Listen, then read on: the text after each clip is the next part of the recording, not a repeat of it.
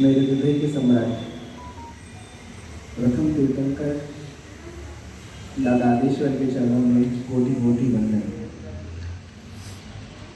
मेवाड़ केसरी नाकोड़ा तीर्थोद्धारक परम पूज्य आचार्य हिमाचल सुरेश्वर जी महाराज साहब के चरणों में कोटि कोटि वंदन। परम पूज्य आचार्य रविशेखर सुरेश्वर जी महाराज साहब के चरणों में कोटि कोटि वंदन। परम पूज्य पन्यास ललित शेखर विजय जी महाराज साहब के चरणों में कोटि कोटि वंदन। मुझे और एक वंदन करना है स्नेहिल भाई। इनको मैं जब से जानता हूँ, उनको गुरुजी के नाम के अलावा मैंने कुछ नहीं बुलाया। ये भले मेरे को डांटते थे ऐसा मत बोलो, लेकिन मैंने या मेरे परिवार ने इनको गुरुजी के नाम से ही बुलाया। और इन्होंने जाने अनजाने में हमारा जो मनोबल है उसको मजबूत करने में बहुत सहायता की है। मुश्किल समय में 1000 लोग हमारे साथ नहीं होते, एक ही दिया साथ में होता है। वो हमको अंधेरे में मार्ग दिखाता है। स्नेहिल भाई को पता है मेरा भी एक बहुत दुष्कर और मुश्किल समय चल रहा था, तो उसमें उन्होंने परमात्मा वीर के वचनों को लेकर उनके साथ मेरा धीरज बढ़ाया। आप बोलते ना धक्का मारा, वैसे तो मैं स्नेहिल भाई को नहीं गुरुजी को वंदन करता हूँ।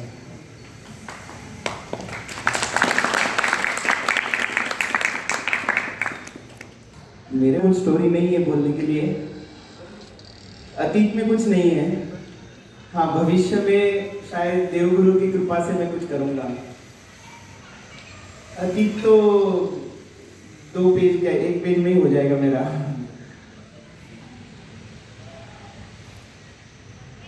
सिर्फ एक विश्वास था कि बड़ी मुश्किलों से बहुत बार जन्म लेने के बाद भगवान महावीर दिखे हैं। भगवान महावीर के बारे में जानने को मिला है। ये जो अवसर इस भव में मिला है, इसको नहीं खोना है। ज़्यादा तो मैं इसके बारे में कुछ जानता नहीं था, पर जैसे ये मार्ग पर चलना शुरू किया आज से 31 साल पहले, जब मेरी और अजय छाजेड़ की मैत्री हुई, उस दिन से मेरा ये प्रवास चलने लगा, शुरू हुआ। एक अनोखा अनुभव था 24 तीर्थंकरों को जानना। उन्होंने जीवों की रक्षा के लिए जो 45 आगम लिखे हैं, ज़्यादा तो मैं नहीं जानता हूँ, पर जितना भी गुरु भगवंतों से और ज्ञानी लोगों से सुनता हूँ तो यही निष्कर्ष निकालता हूँ कि ये 45 के 45 आगम एक ही मैसेज देते हैं, जीवों की रक्षा करो। बराबर। बहुत अच्छा लगा मुझे कि संपूर्ण एक जैन ऐसा धर्म सिर्फ जीवों की रक्षा के लिए, अद्भुत। ऐसा कोई भी धर्म हमको या मुझे एटलीस्ट दिखा नहीं, तो क्यों नहीं इसमें एक गोता लगाया जाए। तैरना तो आता नहीं है, किसी ने हाथ पकड़ लिया तो पकड़ लिया, नहीं तो ज़्यादा से ज़्यादा डूब ही जाएंगे। पर ऐसा हुआ नहीं। जिन शासन, एक ऐसा शासन है जिसमें डूबना ये शब्द नहीं है, तैरना या तिर जाना ये शब्द है। तो उसमें हमने गोता लगाया और पार्श्वनाथ दादा ने हमारा हाथ कस के पकड़ लिया। मेरे को एक यहाँ पे एग्जाम्पल दूंगा, आप लोगों ने भी पढ़ा होगा। एक बच्चा उसके पिता के साथ चल रहा होता है और पप्पा उसके बोलते हैं कि बेटा मेरा हाथ पकड़ ले, ताकि रास्ते में भीड़ में तू कहीं खो ना जाए। तो बच्चा बोलता है नहीं पप्पा, मैं नहीं पकड़ूंगा आपका हाथ, आप मेरा हाथ पकड़ो। बोले क्यों, क्या फ़र्क है उसमें? बोले नहीं, रास्ते में अगर कुछ भी मुसीबत आती है या कुछ भी मुझे डर लग जाता है, हो सकता है मैं आपका हाथ छोड़ दूँ, पर आप एक पिता होने के नाते आप पर खुद पर कितनी भी मुसीबत आए, मेरा हाथ कभी नहीं छोड़ोगे। ऐसे ही होता है ना। तो बस पार्श्वनाथ दादा को यही बोला, मैं भी छोटा हूँ, फर्स्ट स्टैंडर्ड भी नहीं है, तू हाथ पकड़ ले तो बहुत कुछ हो जाएगा, नहीं पकड़ ले तो है वहीं के वहीं। और पार्श्वनाथ दादा ने सुन ली मेरी। एक अनहोनी सी घटना घट गई, पाछाने में एक मंदिर बन गया। नहीं तो मेरी कोई औकात नहीं, एक महाराष्ट्रियन होने के नाते अगर मैं जैन ट्रस्टों में जाऊं और बोलूं ये मेरा प्रपोजल है, आप इसमें 2-5 लाख रुपए लिखाओगे क्या?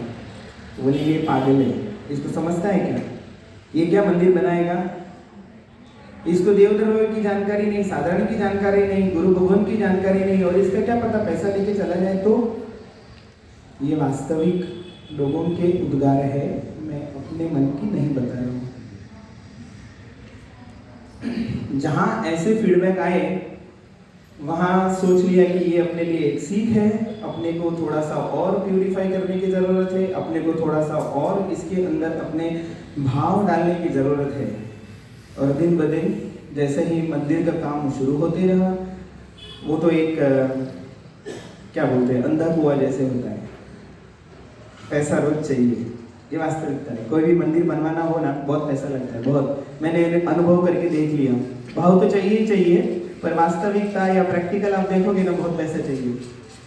और जिस दिन भी मुझे पैसे की ज़रूरत होती, सोमपुरा मांगने वाला है या कॉन्ट्रैक्टर मांगने वाला है, तो मैं पार्श्वनाथ भगवान के सामने खड़ा होकर बोलता था, यार दादा आज मेरे को ना 25,000 की बहुत ज़रूरत है, अब तू ही कहीं से ला के दे। और विश्वास करो, मुझे शाम तक 25,000 मिल जाते थे और मैं 25,000 आगे दे देता था। ऐसा ही 5 साल तक चला। इतना बड़ा मंदिर बन गया, धर्मशाला बन गई, प्रतिष्ठा भी हो गई। मेरी और पार्श्वनाथ भगवान की फ्रेंडशिप और भी गहरी होती गई। ज़्यादा ज्ञान या ज़्यादा किताबें नहीं पढ़ी मैंने, पढ़ने का कभी मौका ही नहीं मिला, क्योंकि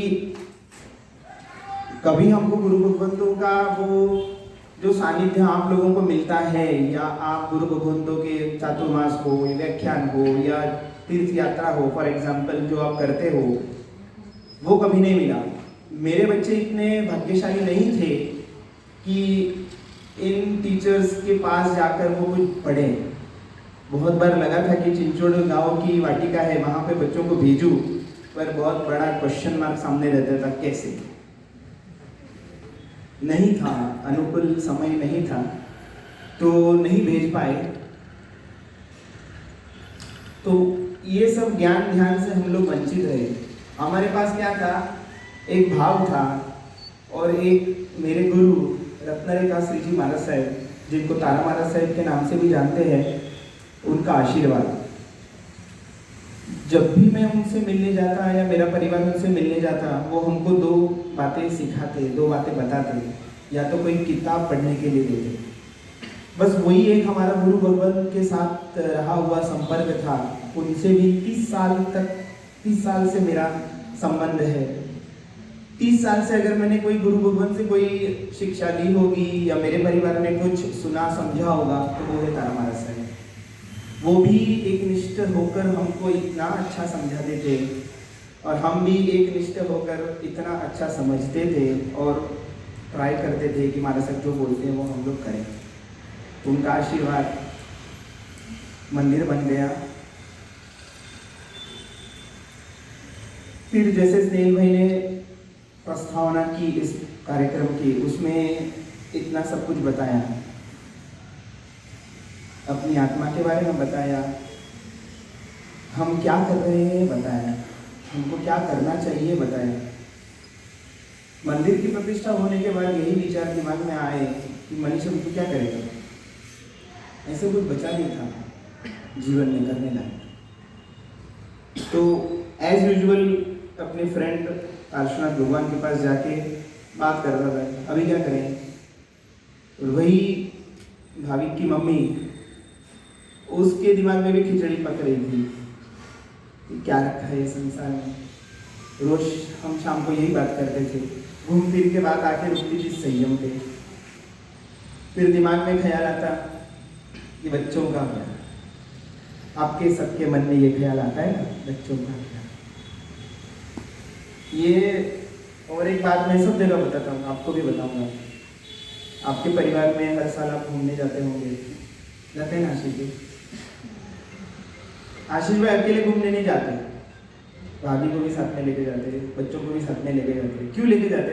अरे उधर सिंगापुर अच्छा है, दुबई अच्छा है, या तीर्थ क्षेत्र अच्छा है, तो मेरे बच्चों को भी साथ में लेके जाना चाहिए, मैं अकेले जाके क्या करूँगा। फिर अगर जिनी शासन इतना अच्छा है, भगवान वीर ने जो धर्म बताया है वो इतना अच्छा है, तो फिर वहाँ अकेले हम दोनों पति पत्नी जाकर क्या करें? हमारे बच्चों ने क्या गुनाह किया? अगर अच्छा है तो हम चारों जाएंगे ना, इनको क्यों पीछे छोड़े?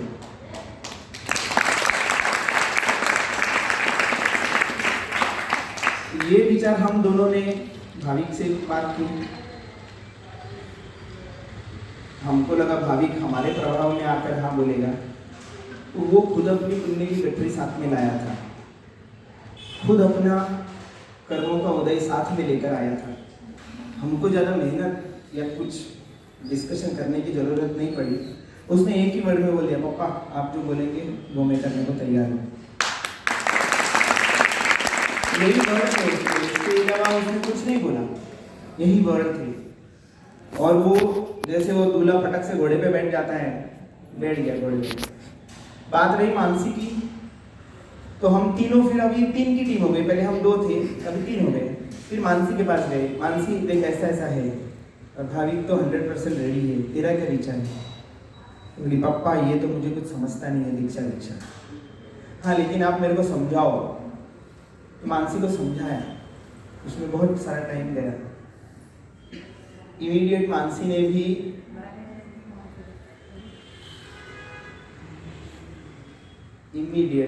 भी बोला पापा कुछ भी हो जाए मैं भी आपके साथ आऊंगा। उनके मन में बहुत सवाल थे, उनको कुछ नहीं पता था। उनको जब हम ये चर्चा कर रहे थे, इनको चैत्य मंथन भी पूरा नहीं आता था। मानसी को थोड़ा सा लोगस आता था, भाविक को दर्शनम देवदेवस्य, बस उतनी उसकी पढ़ाई। ये बैकग्राउंड होने के बावजूद उन्होंने अपने माँ बाप ने जो भी कहा वो उन्होंने मान लिया। फिर वो भी होशियार है ना, ऐसे कैसे हम लोग हाँ बोले, हाँ तो बोली लेकिन पूरा जानकारी लेके ही छोड़ेंगे। तो 6 महीने तक हम रोज 1-2 घंटा एक दूसरे के सवालों का जवाब देते थे। 6 महीने हम रोज रात को 10 से 11 या कभी कभी 12 भी बज जाते थे। मानसी के मन में जो भी विचार है, सवाल है, पापा ये कैसा है, ऐसा कैसे है, दीक्षा लेने के बाद कहाँ जाना पड़ेगा, कैसे रहना पड़ेगा, कपड़े कैसे पहनने पड़ेंगे, खाना कैसे खाने का, फिर हमारा सब ऐसे कैसे करते हैं, वैसे कैसे करते हैं, यानी ठल्ले मात्रा से लेके दिमाग में सवाल थे। आपके भी मन में सवाल होते होंगे ना, हमारा सब टॉयलेट कैसे जाते हैं, बाथरूम कैसे जाते हैं, फिर वो बेसिक क्वेश्चन है, भले खुल के कोई बताएगा नहीं। महाराज साहब खाना कैसे खाते हैं, फिर उनको खाना कौन देता है, खाना नहीं मिलेगा तो क्या करेंगे, फिर क्या भूखे रहेंगे क्या, इतने डेंजरस सवाल थे। और वो दादा की दया से मैं उनके सवाल का जवाब देते गया। फिर जीव क्या है, ये आत्मा क्या है, ये मोक्ष क्या है, ये सेकंड स्टेज के सवाल है। कहीं को मोक्ष क्यों चाहिए, ऐसा क्या है, कौन सा स्टेशन है, ये किधर है, चिंचोड़ के आगे है कि निगड़ी के आगे है, ये क्वेश्चन आता है ना। कहाँ जाना है, मोक्ष जाना है, मोक्ष जाना है, तो कोई डेस्टिनेशन होगा ना, आपकी फ्लाइट जाती है क्या जाता है। तो वो एक्सप्लेन करना कि ये मोक्ष ऐसा कोई डेस्टिनेशन नहीं है कि पहाड़ पे गए उधर हाँ ये मोक्ष आ गया, अभी ऐसा नहीं है। तो वो एक्चुअली में उनको एक्सप्लेन करना, जितनी मेरी अक्ल थी मैंने उतना उनको एक्सप्लेन किया, जितने उदाहरण उनको दे पाया उतना मैंने उनको दिया। मानसी भी अपना पुण्य, अपने कर्म का उदय साथ में लेकर आई थी। बस जिस दिन उनको ये पूरा पता चल गया वो गाड़ी में बैठ गए। वो दिन है और आज का दिन है, ये हिले थे। ऐसा कोई नहीं था कि जिन्होंने उनको पराजित करने का प्रयास नहीं किया हो। आप तो जानते हो, आपके घर में भी अगर आपका बेटा बोले मम्मी हमारे दीक्षा लेनी है, तो मम्मी बोलेगी हरी अब तक खबर नहीं, या पढ़ाई कर, कहीं होशियारी नहीं मार। आप ऐसे ही बोलते हैं। मुझे मालूम है, भले हम यहाँ आके वैरागी ने वंदन संयम की अनुमोदना 15 किलो चावल सब कुछ करने को तैयार है, तो जब खुद का बेटा आके बोले ना नहीं नहीं यार घर में प्रॉब्लम है, न मम्मी कोई कहला न दादा कोई कहला, न सब रिश्तेदार खड़े हो जाते हैं। जो कभी बच्चे ने देखे नहीं वो भी आके सामने खड़े हो जाते हैं जब आपका खुद का बेटा बोलता है कि मुझे संयम लेना है। और 2 सेकेंड में उसके दिमाग से हम ये संयम हटा देते हैं। पर आपको पता है क्या, उससे बहुत नुकसान होता है। संयम नाम की चीज अगर आप उसके दिमाग से हटा रहे हो तो भगवान के प्रति जो उसका आदर है, प्रेम है, वो भी हटा रहे हो। भगवान के प्रति जो उसकी श्रद्धा है उसको भी आप हटा रहे हो।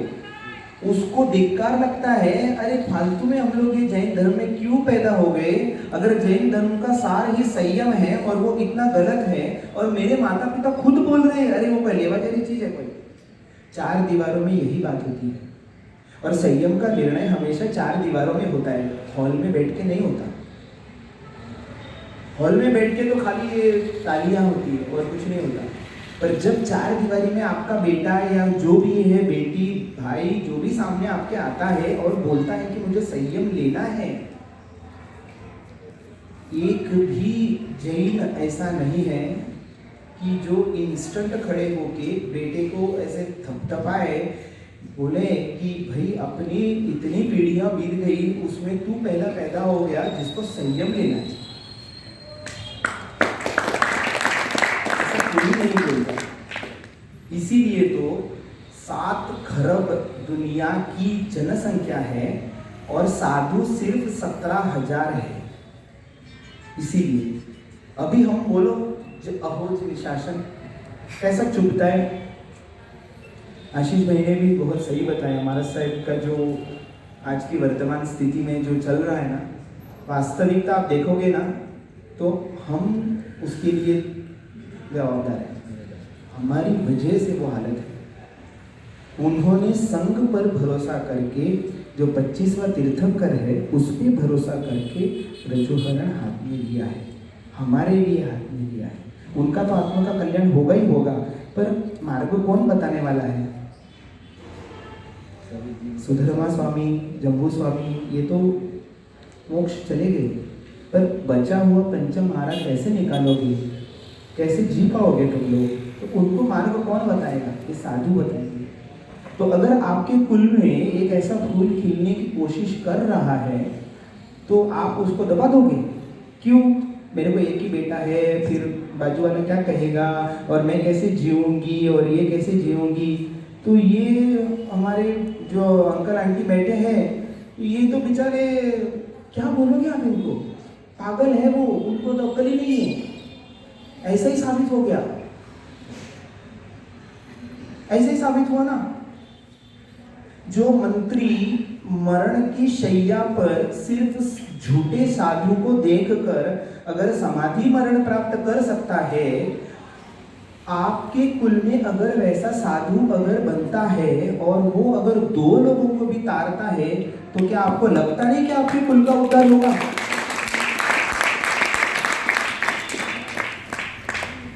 मैंने एक महाराज साहब से सुना था, थोड़ा ज्यादा बोलूं बस नहीं में। हाँ सुनना है आपको, कोई दिक्कत। मैंने एक महाराज साहब से सुना था, उसका तथ्य मैं नहीं जानूंगा, पर बात बहुत अच्छी थी।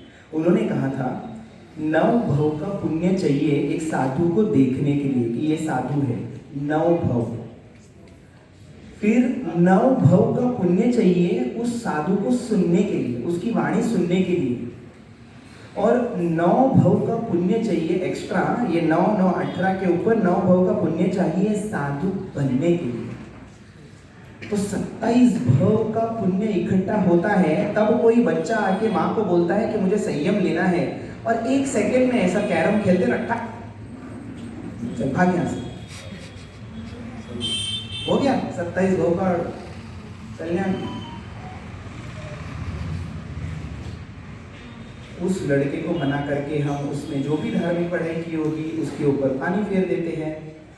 चलो वो लड़के तक सीमित नहीं रहता है नुकसान, आगे आने वाली जनरेशन दिमाग में भी नहीं लेती, मंदिर भी नहीं जाते हैं लोग। अभी हम 2.5 महीने से मायना मांदरा खाने के लिए जा रहे हैं, हर घर में हम गए, हर परिवार से हम मिले हैं, बहुत नज़दीक से देखा है, बहुत सी बातें की है हमने उससे।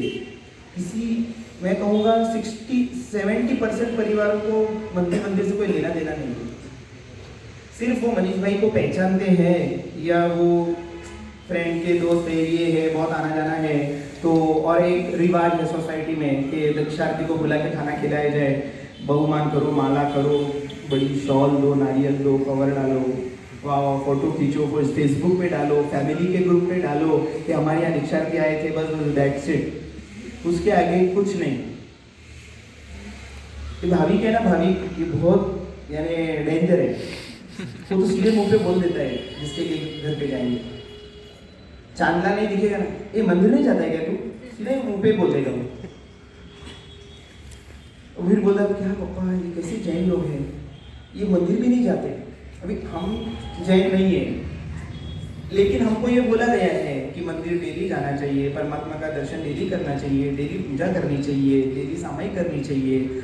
ये सब विपरीत, कुछ भी नहीं दिखता, तो इसके मन में 100% सवाल आते हैं, ऐसा करते हैं किधर जा रहे हैं हम। अगर इतने अच्छे गीतों से हमको प्रेरणा नहीं मिलती है, इतने अच्छे कार्यक्रमों से हमको प्रेरणा नहीं मिलती है, इतने अच्छे गुरु भगवंतों की वाणी सुनकर हमको अगर प्रेरणा नहीं मिलती है, तो भगवान ही जाने कैसे प्रेरणा मिलेगी। अभी प्रेरणा खाली एक नाम है, मेरी लड़की का नाम प्रेरणा, मेरी वाइफ का नाम प्रेरणा, बस प्रेरणा उधर तक ही सीमित रह गई है, बाकी प्रेरणा कुछ नहीं है। सब लोग भाभी को बोलेंगे, मानसी को बोलेंगे हमारे सिर पे हाथ रखना, हमारे भी भाव जाग जाए और हम भी दीक्षा ले लें। तो वो बोलती आ जाओ चातुर्मास करने को हमारे साथ, हम मुहूर्त भी निकाल लेंगे तुम्हारा। भाव खत्म हो गए। हर कोई आगे बोलता है हाँ हमारे घर पे हमारे सिर पे हाथ रखो, हमारे को भाव आएंगे। और दूसरा क्वेश्चन लेते तुम्हारे कैसे भाव आ गए, फिर परेशान होकर हम लोग बोलते अरे बहुत सस्ता था, लॉकडाउन में 15 रुपए किलो मिल रहा था, ले लिया हम लोग ने, तो बोले इतना सस्ता कभी नहीं मिलेगा, बाद में तो भाव बढ़ने वाले, लॉकडाउन के बाद में सोने के भी भाव बढ़ गए, इसके भी भाव बढ़ेंगे, चलो वापस सस्ते थे इसके लिए ले लिए। अरे लोगों को क्या पता है, आप जो जन्मजात जैन हो, जन्म से आपने गुरु भगवंतों की वाणी सुनी है और बहुत सारा पढ़ा भी है आपने शास्त्र, और आप हमको आके पूछते हो कि भाव कैसे आते हैं, तो अभी क्या बताएं हम लोग, हम खुद जानना चाहते हैं। हम खुद महाराज साहब के पास अब जब जाएंगे ना तो हम ये सब पढ़ेंगे। हमको कुछ नहीं आता है, 5 प्रतिक्रमण हमने किए हैं और साधु क्रिया हमने सीखी है, यानी 2 वक्त की रोटी चले इतना हमारे पास अभी ज्ञान है, आगे तो हमको लेना है। पर जो लेके बैठे हैं उनके पास देख के हमको ना बहुत हंसने पाता है।